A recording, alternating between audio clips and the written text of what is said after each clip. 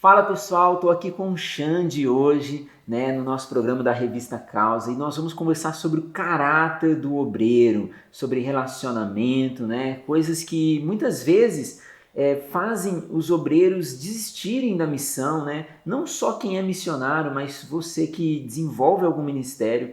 O assunto de hoje é muito importante, O Xande é diretor da Jocum em Campo Grande, Xande? Exatamente. E ele vai estar falando um pouco aqui pra gente sobre como ele desenvolveu esse ministério, como ele cresceu nesse ministério, e depois nós vamos entrar nesse tema, do caráter. Então, Joia. Xande, começa aí do começo. Como que foi sua descoberta pelo chamado e como que foi o seu desafio de iniciar uma base missionária, que é algo desafiador, Muito. Conta um pouquinho aí da sua história. Tá joia. Vou resumir, Porque... Pode, manda bala. Tudo bem, pessoal? Prazer estar aqui com vocês e com o Gabriel aqui. Meu chamado, Gabriel, começou com 21 anos de idade. Então eu tô novo ainda, Então são 28 anos no campo missionário. Por vários desafios eu passei, várias situações complicadas, várias situações boas, Mas é a área que prepara o obreiro, Mas a questão do meu chamado missionário começou antes de convertido.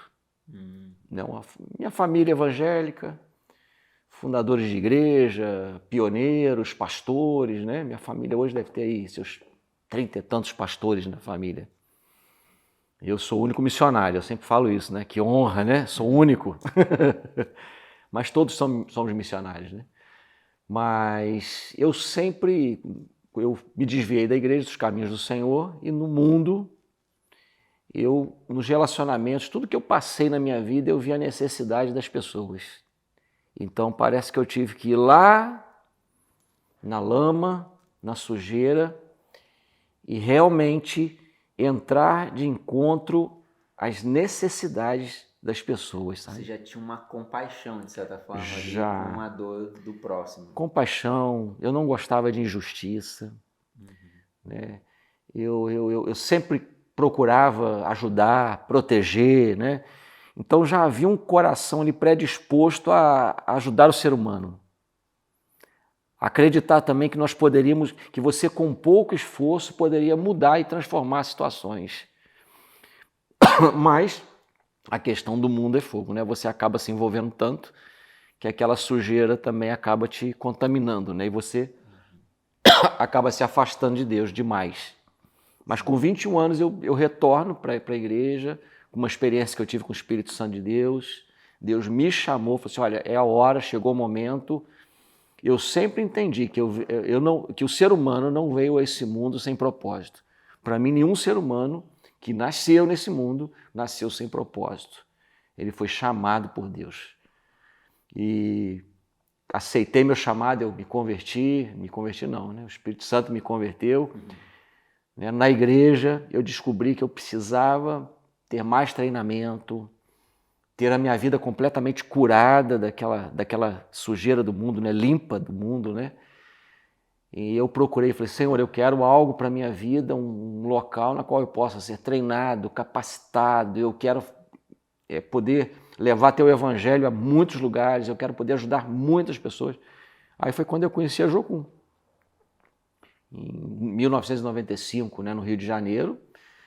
Aí no Rio de Janeiro, trabalhando com evangelismo, trabalhei com favelas, ali evangelismo em favelas, impacto evangelístico, Réveillon de Copacabana, Carnaval, Aparecida do Norte, e vários lugares, Fui para Maringá, na Jocum de Maringá, onde eu conheci minha esposa, nós ajudamos a pioneirar a Jocum Maringá, no Paraná, e nesse meio tempo também fui tendo treinamentos, Treinamentos na área teológica, bíblica e também na área de caráter, relacionamento, que eu acredito que é uma área muito forte. E Campo Grande surgiu,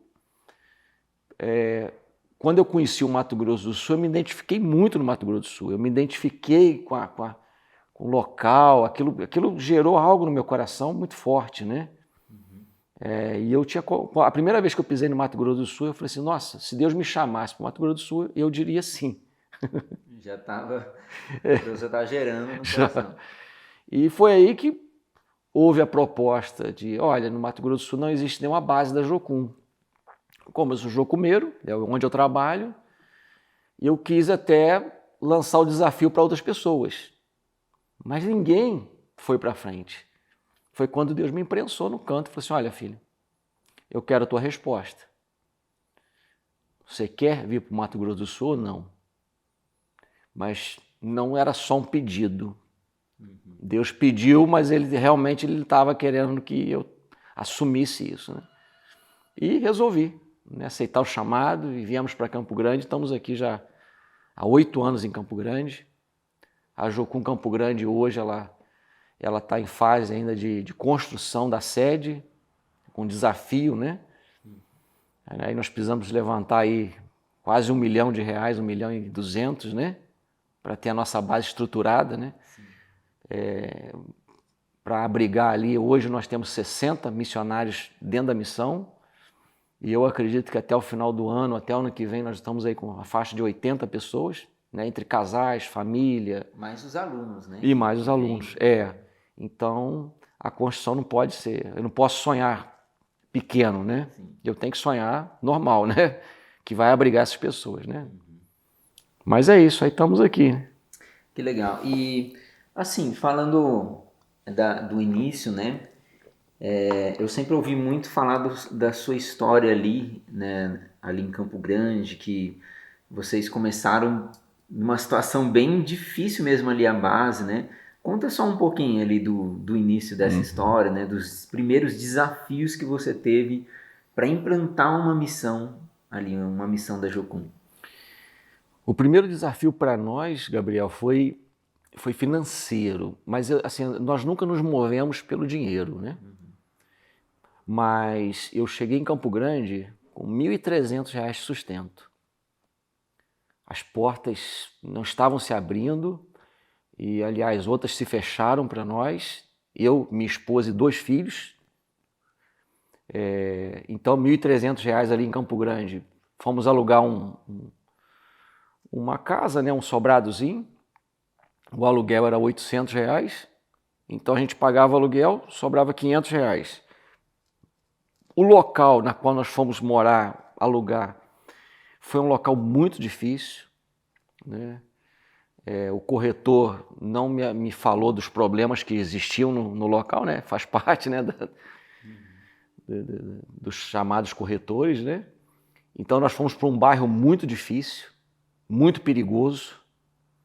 Eu tive situações ali de perigo mesmo, de tiroteio, roubo. E o apartamento o sobrado não era um sobrado bom e deu uma vontade de desistir imensa. Porque eu não conhecia Campo Grande, eu cheguei naquele bairro, sim, tu fala assim, nossa, Campo Grande é isso, né? Até você realmente estabilizar, demorou um tempo, né? Aí nós começamos a ajudar uma igreja, aí essa igreja era presbiteriana independente e eles nos apoiaram, pagavam o nosso aluguel e eu apoiava a igreja, né? Trabalhava com a igreja. Foi 1 ano isso. A distância da igreja era mais difícil para a gente também. Aí os filhos precisavam de escola, né? Graças a Deus nós conseguimos bolsa de estudo com o Colégio ABC, que é um colégio cristão, com o seu Ademar ali, que é o dono da escola. Então, interessante que eu fui morar no Sobrado, eu não sabia que eu estava a 2 quadras da escola, uma escola cristã, né? E Deus foi abrindo as portas, Deus foi colocando pessoas. Foi milagre, foi acontecendo, porque teve situação em que pessoas ligaram para a gente e falaram assim, olha, Deus estava falando comigo, me deu o nome de vocês e falou que era para ajudar vocês, mas ajudar os filhos de vocês. Então nós conseguimos. Fomos levando a vida ali e começando a fazer trabalhos com igrejas, treinamento de evangelismo, treinamento de liderança. Falei assim, vamos investir em Campo Grande, em toda igreja que nos chamar, a gente estava ali, né, disposto a ir, e nem cobrava nada, a gente não cobra, né? Então estava disposto ali a dar uma aula, um estudo, pregar. Depois de 1 ano ali no Sobrado, Deus falou comigo assim, filho, está na hora de dar um novo passo. Só que eu não sabia para onde. Eu falei, meu Deus, aonde nós vamos? E nesse meio já um casal e mais um outro obreiro da Jocum somou com a gente. Então nós éramos uma equipe de 5 pessoas, mais os 2 filhos, 7. E começamos a procurar um local. Aí eu tinha apoiado uma igreja chamada Ministério Hebron Internacional. E eles tinham uma chácara, só que eu não sabia. Eu ia alugar um espaço numa favela de Campo Grande, só que um espaço muito pequeno. Ia dar muito trabalho para nós, mas a gente estava disposto. Eu achei que Deus estava encaminhando, né? Mas aí o pastor dessa igreja, da Ministério Hebron Internacional, ele nos convidou a conhecer a chácara. Só que ele disse, olha, irmão, a chácara está parada, o meio ambiente não permite a gente de voltar a funcionar, tem muito trabalho para fazer, precisa de muito investimento, eu acho que vocês não vão querer. Mas eu quero mostrar para vocês. Aí fomos para lá. A mudança nossa estava marcada para aquela semana. Eu até estava já fazendo um contrato com outro local, para a gente se mover com a equipe para lá. Fui visitar essa chácara numa quinta-feira. E nessa chácara eu olhei, tinha muito trabalho. Mas também o olhar lá na frente, dava para pensar assim, poxa, aqui vai dar para a gente trabalhar com a Jocum. Aí nós resolvemos aceitar o desafio dessa chácara e nós estamos ali há 7 anos e com 5 obreiros nós começamos ali e fomos reformando a chácara. Telhado, forro, paredes. E eu não tinha ferramenta, eu não tinha equipamento, eu não tinha dinheiro, só que Deus foi provendo pessoas para ajudar. Então outros ministérios vieram ali, olha, quero ajudar vocês, vamos limpar, vamos consertar. E a gente colocou o local para funcionar e estamos ali há 7 anos, né? Que bênção. Então, Xande, você vê que, de certa forma, a obediência a Deus foi gerando essas respostas, né? Às vezes as pessoas acham que dar um passo de fé é fazer uma loucura, né? Sem propósito, mas é muito mais você obedecer em fé, né? Exatamente. E aí, em fé, Deus também vai suprindo, né, o que Ele te mandou fazer, né? E entrando agora no tema, né, algo que a gente estava conversando é sobre a questão do caráter, né? Como você já liderou base, já fundou praticamente 2 bases missionárias, né? Agora, né, ajudou a fundar de Maringá, né? E agora está fundando em Campo Grande. Eu tenho certeza que você já lidou com muita gente. Muitas igrejas, muitas situações. Até uma questão que você falou que você não cobra para dar um seminário, algo assim, né? Não tem esse desejo de ganhar em cima da igreja, né? Mas como que as pessoas respondem nesse sentido? O que você vê assim de resposta da igreja hoje? Antes da gente entrar propriamente no obreiro, mas a resposta da igreja hoje para o missionário que deseja fazer o trabalho dele sem cobrar, sem, digamos assim, extorquir a igreja para realizar algo, mas fazendo de coração. Você vê hoje que a igreja tem respondido bem a isso ou ainda é um desafio? Assim, hoje eu conheço várias igrejas, né? Eu conheço igrejas sérias, com compromisso com o missionário incrível, igrejas que dão certo, né? E igrejas que acham que sabem investir na obra missionária e acaba falhando porque às vezes investe de maneira errada, né?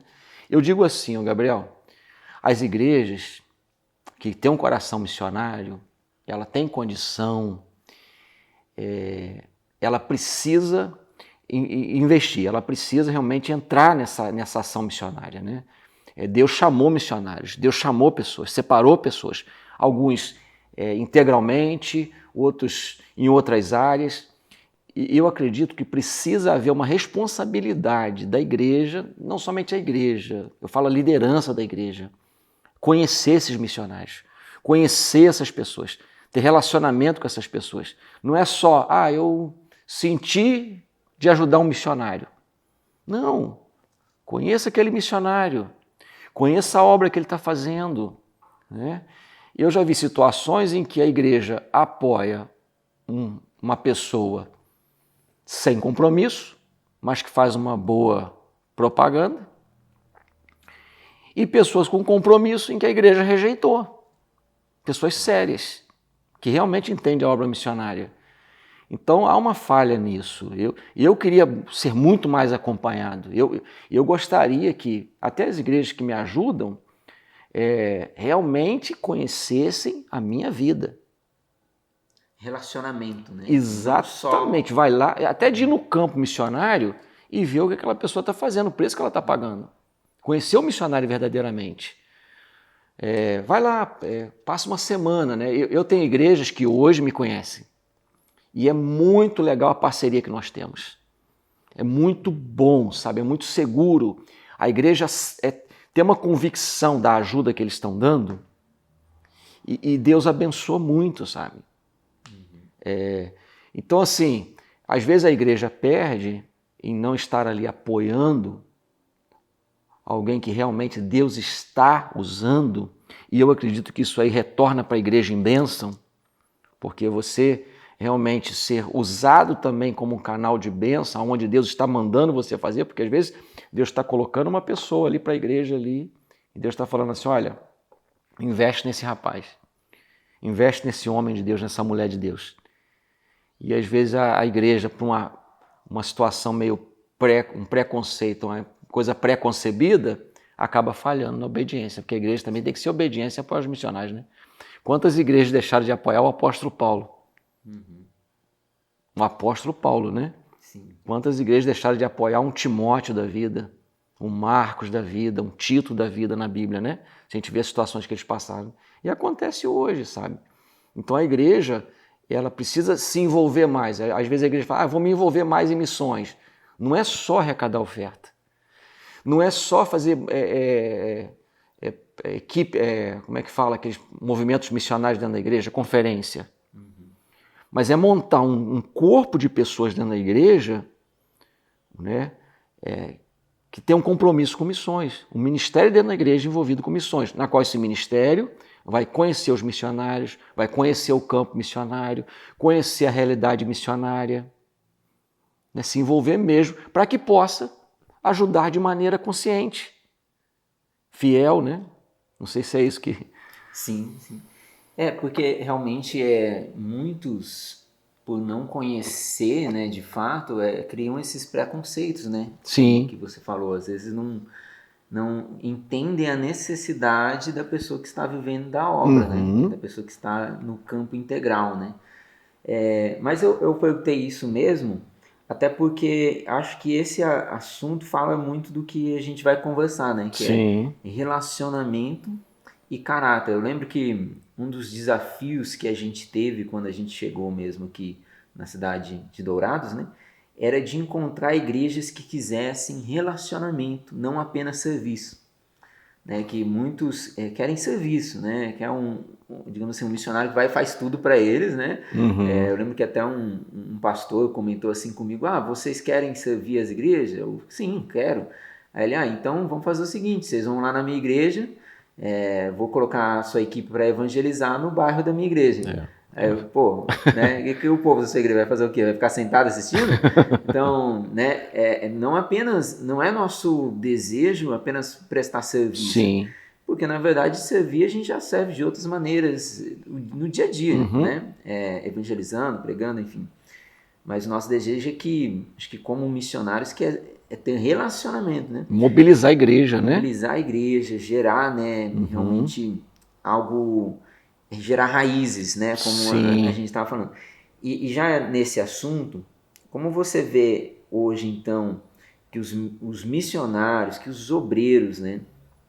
Nessa questão de caráter, nessa questão de relacionamento, como que você vê que eles têm se posicionado? Quais são as dificuldades que você vê no campo, entre os missionários, né? Uma coisa que a gente comentou, né, antes da entrevista aqui, que muitos desistem da missão, não é nem às vezes por questão financeira ou por medo de algo, mas muitas vezes por conta de problemas de caráter e de relacionamento, né? Sim. Então, como você vê isso hoje, assim?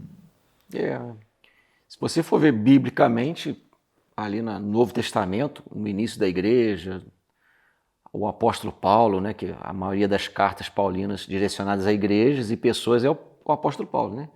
Ele já começou enfrentando muitas situações, né, de competitividade, né? A gente vai ver em Coríntio ali, problemas de relacionamento entre liderança, a gente vai ver o Timóteo enfrentando vários problemas ali. A gente estava falando sobre apoio financeiro, né? E eu descobri em Campo Grande que uma igreja grande de Campo Grande era contra a Jocum. Aí eu falei assim, mas contra por quê? Porque a Jocum, a organização da Jocum é uma coisa muito séria, bíblica, né? Tem pessoas, então tem falhas também, né? Mas qual seria o problema, né? Eu fui descobrir que um cidadão sem caráter, né, se dizendo missionário da Jocum, passou um projeto muito bonito para um outro país da África, para um país da África, passou o projeto para a igreja, né, aquele se dizia missionário, uma pessoa falava muito bem e se dizia da Jocum, ele passou o projeto e conseguiu um sustento muito bom da igreja, muito bom. Ele não conseguiu entrar no país, só que ele não comunicou à igreja. Ele foi para os Estados Unidos. Ele foi para os Estados Unidos e durante quase 2 anos ele recebeu o sustento da igreja. Tá, ele falhou? Muito. Completamente errado. Mas pergunta se a igreja acompanhou direito esse missionário. É uma irresponsabilidade também da igreja. Que estava mantendo não ter tido esse Porque não ligou para alguém da Jocum. Você é de qual base? Pergunta assim, o obreiro, aquele missionário, você é de qual base? Quem é a tua liderança? É mínimo isso, né? Igual você vai fazer um contrato de um profissional, você quer saber de onde ele veio, onde ele trabalhou, né? Onde ele se formou, né? Então, há muita falha nesse sentido. Então, aí, pessoas sem caráter acabam encontrando essa brecha, né? E, infelizmente, às vezes, dentro de uma missão, essas pessoas vão passar. Não vão permanecer. Mas, às vezes, eles vão deixar um pequeno estrago. Sim. E, às vezes, a pessoa boa que você queria que ficasse acaba se frustrando por causa desse tipo de pessoa sem caráter. Mas, assim, não dura muito. Então, dentro de uma missão como a Jocum, a pessoa sem caráter, ela não vai durar muito tempo. Ela pode até conseguir fazer um curso, ficar como obreiro, mas ali como obreiro ela vai durar no máximo 3, 6 meses e ela vai ser... Como a Jocum não pode, nós não vamos excluir uma pessoa por qualquer coisa, nós temos que ter provas, né? Sim. Nós vamos contar também com o apoio da comunidade missionária, né? Dizendo assim, olha, fulano fez isso, fulano está fazendo isso, né? Às vezes a própria igreja, né? Ele vai lá numa igreja, visitou a igreja, deu um problema lá, eu conto com o auxílio do pastor. Ó, Alexandre, o obreiro de vocês veio aqui, falou isso no púlpito, ó, ele veio aqui e pediu esse dinheiro, para que é? Né? Então eu conto também com essa parceria, né? Nós somos corpo, né? A igreja é uma só, né? Não é denominação, né? Então, às vezes, assim, nós precisamos ficar atentos com isso, porque há esses problemas de caráter. E a área de relacionamento é o que mais afeta o campo missionário, né? Que há o problema de caráter, né? Me disse, às vezes uma questão de fofoca, às vezes uma questão de mentirinha, né? Eu já vi situações assim, que o obreiro, ele erra normalmente, por às vezes uma situação de medo, ele acaba mentindo, né? Aí insegurança no campo também, né? Líderes inseguros, né?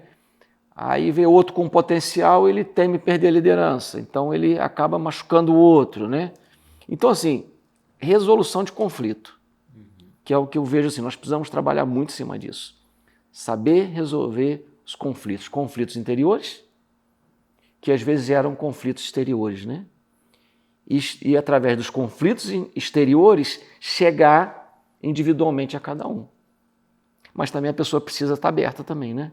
Sim. Abrir o coração, confessar, né? Saber abrir suas fraquezas, suas dificuldades, né? Seus medos, né? Seus fantasmas interiores, né? Seus enganos na mente. Então, por isso que trabalhar o caráter do missionário é extremamente importante, né? Sim. E na Jocum, a primeira escola de vocês é uma escola que foca muito no caráter, né? Foca muito no Fala um caráter. pouco da ETED, né? Talvez muita gente ainda não conheça ou conheça só de ouvir falar. Uhum. Fala um pouco sobre a visão de vocês nesse sentido. O ETED, que é a primeira escola, é a básica, ela surgiu principalmente porque nas primeiras equipes que a Jocum começou a enviar, começou a ver os conflitos, né? De relacionamento, questão do relacionamento com o sexo oposto, no trabalho, no dia a dia, na liderança, né? Então, a Jocum começou a focar primeiramente o quê? Trabalhar o caráter daquela pessoa. Então, assim, a ETED, 3 meses de teórico, nós vamos trabalhar paternidade de Deus. Então, pessoas que vêm com traumas da infância, traumas por causa do abandono do pai, da ausência do pai, do abuso do pai, do autoritarismo, porque nós focamos a paternidade na questão, se você teve algumas situações com teu pai, você pode, talvez, transferir para Deus. Então isso vai envolver o quê? Fé. Isso vai envolver a autoridade que essa pessoa vai ter no seu dia a dia, na sua vida como homem, como pessoa, e a mulher também, né? Que passou uma dificuldade com o pai, ela pode transferir isso para Deus e vai envolver a fé dela. Nós trabalhamos sexualidade, né?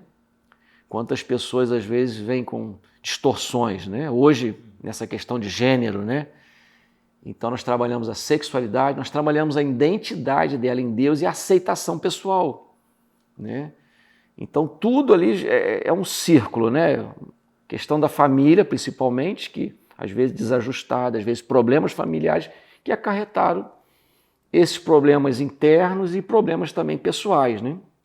Então nós trabalhamos o temor do Senhor, o relacionamento daquela pessoa com Deus, a intimidade dela com Deus. Nós trabalhamos perdão, nós trabalhamos uma aula sobre prumo divino, dinâmica da personalidade, e nós trabalhamos também áreas de rejeição da pessoa, né? Nós também trabalhamos evangelismo criativo, então são vários. Também tem a parte missiológica. Missiológica também. É interessante, uma das coisas que eu costumo dizer na nossa escola, a gente também tem uma escola, né, chamada Forja, que aprender sobre missões é a ponta do iceberg. Tem todo um contexto antes, né, que a gente precisa aprofundar, como isso que você falou, caráter, Bíblia, vida com Deus, para só depois a gente realmente aprender a parte mais missiológica, né, de colocar em prática a missão, né, e tudo mais, porque não adianta o missionário ter toda uma bagagem acadêmica, né, mas chegar na missão não conseguir colocar nada em prática no estilo de vida dele, né? E assim, ainda nesse assunto, uma questão que eu achei legal que a gente estava conversando antes é sobre dependência emocional, né? Das pessoas dependerem de outras pessoas, mas não aprender a depender principalmente do Espírito Santo, principalmente do Senhor, né? E você que lida muito com jovens, né? E hoje a gente, querendo ou não, existe uma onda de jovens querendo fazer missões, né? Nós vimos aí grandes eventos onde muitos jovens foram, às vezes até nem sabiam o que estavam fazendo, mas ouviram sobre missões e levantaram as mãos, né? Eu quero ir. Mas aí agora, tá bom, você quer ir, mas e agora? Né? E uma das coisas que a gente vê que atrapalha esses jovens é a dependência, né? Porque um obreiro, seja um missionário, seja um líder mesmo de uma célula na igreja local dele, ou de jovens na igreja local dele, né? A gente vê essa questão do ciúme. Queria que você falasse um pouquinho sobre isso, trazendo aí, né, para o jovem obreiro, o jovem que deseja ser um missionário, o que ele tem que entender disso? Como que ele pode melhorar nessa questão? Uhum. Gabriel, se for pensar hoje, o mundo, o sistema está corrido. A igreja, hoje, antigamente, o pastor ele tinha tempo com as ovelhas. O pai e a mãe tinham tempo com seus filhos. A família tinha tempo juntos, né? Mas hoje o trabalho, as ocupações, os movimentos, o dia a dia, ele tirou um pouco a proximidade das pessoas. E aí o que isso gera nas pessoas? Falta de afetividade, de atenção, de aceitação. Então, quando você vê hoje vários problemas de dependência emocional e falta de dependência de Deus, né? Eu falo assim, é igual uma árvore que ela está plantada e vem aquela trepadeira que vai sugando a força daquela árvore ali, né? Ela vai trepando em cima, ela vai conquistando o espaço daquela árvore ali até sugar todas as energias da árvore que está plantada na raiz, né? E depois, ao invés de morrer uma só, morre as duas, né? E essa falta de cura nessa área da vida da pessoa, as pessoas estão querendo se aproximar de Deus. Elas querem essa afetividade de Deus. Elas querem esse toque, esse relacionamento íntimo com Deus. Mas nesse inteirinho, elas se relacionam umas com as outras, que vai falar da mesma linguagem, que vai falar das mesmas necessidades, que vai se identificar.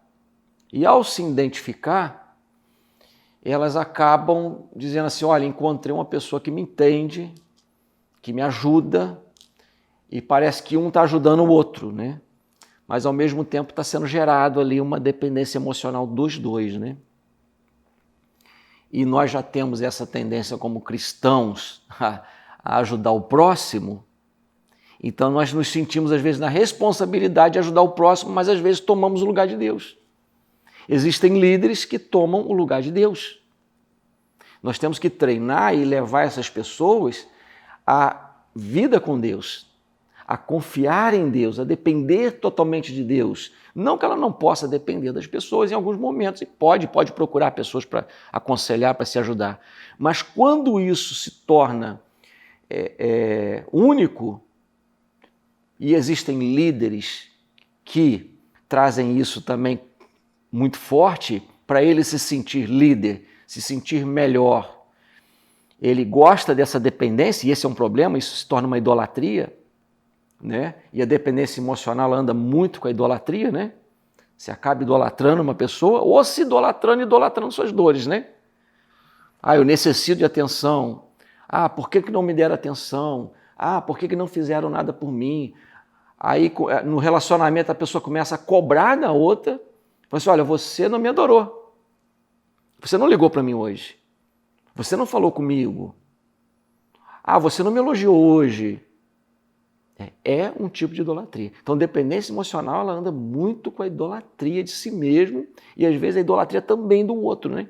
Então, a liderança é extremamente importante nisso, nós gerarmos filhos maduros. Filhos prontos, né? Não filhos que ficam ali na bainha e na saia do pai e da mãe, mas filhos que estão dispostos a enfrentar o mundo, né? Então, pastores, líderes, o cuidado de não prender demais a ovelha e a ovelha não criar músculos, força, né? Se torna discípulo do pastor e não de Jesus, muitas vezes. Né? Isso, esse é um perigo. Sim. É muito fino essa linha, né? Eu me preocupo muito em algumas lideranças que a gente conhece, que elas geram discípulas delas e não de Jesus. É algo que eu tenho trabalhado muito com o pessoal que caminha com a gente, é que o nosso chamado do ID é fazer discípulos em todas as nações dele, né? Não nossos. Claro, a gente, quem sabe um dia a gente chegue no ponto, né, de dizer como Paulo, né? Sejam meus imitadores como eu sou de Cristo. Só que Paulo, ele nunca tomou para si o lugar de Jesus, né? Ele só reconheceu que ele chegou num nível de maturidade que já era possível ele dizer, olha, vocês podem imitar as minhas ações, porque eu sei que eu estou agindo como Cristo quer que eu aja, né? E eu acho que isso não é errado você reconhecer quando você está num lugar de maior maturidade do que outras pessoas, né? E você pode ser um exemplo para outras pessoas, né? Acho que isso é normal que aconteça, né? Mas eu acho que o problema é isso, né? Quando líderes sabendo da fragilidade dos pequenos, né? Se tornam eles discípulos de si, né? Uhum. Uma das questões, né, até que você falou anteriormente, sobre uma igreja que não gostava, né, da Jocum, que teve uma... A gente lida muito com isso. E, tipo assim, como a nossa organização é nova, então, geralmente, elas não gostam da nossa organização pelo fato de não gostar de organização. Às vezes não tem nenhum motivo, porque nós estamos chegando agora. Mas às vezes por ter experiências ruins com outros missionários, que às vezes nem eram missionários, né, Sim. outros movimentos, outras organizações, geram nisso também. Mas aí é interessante que aí o que acontece? Esses líderes se tornam protecionistas demais, e isso, em vez de gerar uma proteção, na verdade gera nos liderados mais rompimento, mais frustrações, né? Transmite a frustração daquela liderança e aquela ciumeira para o liderado. E uma hora ele se sente preso, uma hora ele vai se sentir acuado, uma hora ele vai se sentir... E é aí que, na verdade, gera os rompimentos, né, de relacionamento. Ou aquela pessoa vai se desviar, vai falar, pô, eu estava numa igreja onde eu não podia fazer nada. Para eu sair para comer um lanche, eu tinha que pedir a bênção do meu pastor. Né? Para eu sair para eu ir na casa de um parente... eu não podia faltar no culto de terça-feira para visitar a minha mãe, para ir no aniversário da minha mãe.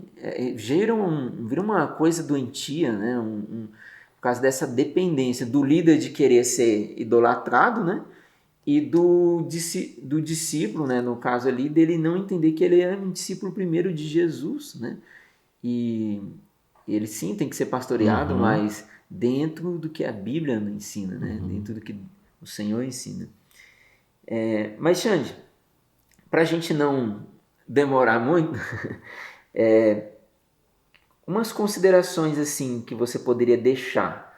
Então, seja para o missionário, seja para o obreiro, para aquele que está começando, seja para aquele que já está no campo e que hoje ele se encontra talvez nessa situação, ou às vezes nem sabe que se encontra, né? Que você poderia dizer assim? Você estava falando sobre Paulo, falar sobre ser de meus imitadores.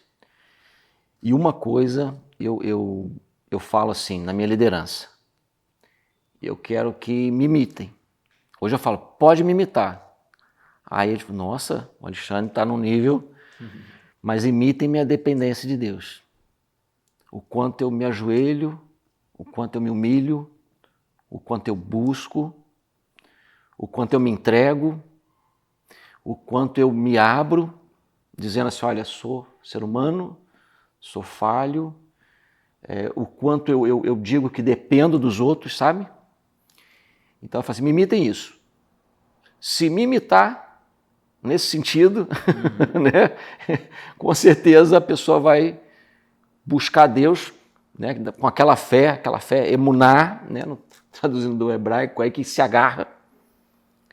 Né? O apóstolo Paulo fala assim, onde abundou o pecado, superabundou a graça de Deus, né? Mas a tradução correta, se você for nos textos do grego, você vai ver que aquilo ali está dizendo assim, quanto mais eu encontro com meu ser pecaminoso e minha natureza pecaminosa, mais eu entendo sobre a graça e o poder perdoador e misericordioso de Deus, que é superabundante. Nós somos imerecedores disso, né? E eu digo que vários problemas que nós temos são coisas poucas, são problemas de comunicação, né? Coisas que o diabo às vezes encontra uma brecha. Então nós precisamos aprender como cristãos na obra a conversar uns com os outros. Abandonar todo medo, Medo de reputação, medo do que vão pensar de mim, medo do que o outro, do que possa acontecer, porque o amor lança fora o medo, né? Sim. Esse amor que nós temos, seguros, nós temos esse amor. Então nós não precisamos ficar carentes. A carência gera medo. Medo de perder, medo de não fazer o que é certo, medo de não ser aceito, né? Medo das coisas darem errado. Nós precisamos confiar completamente no amor de Deus, que nós já recebemos através de Cristo Jesus. E viver esse amor de forma intensa, sem medo de perder nada.